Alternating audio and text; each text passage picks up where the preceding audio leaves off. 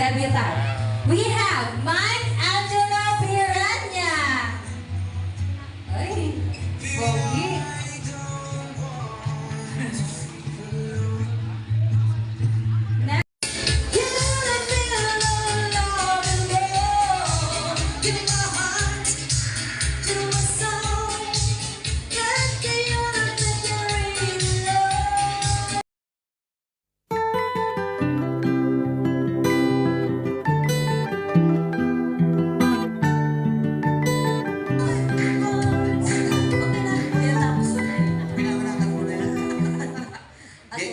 Yung jingle kasi ni Annette Misalot, so gawa po niya, di ba yun?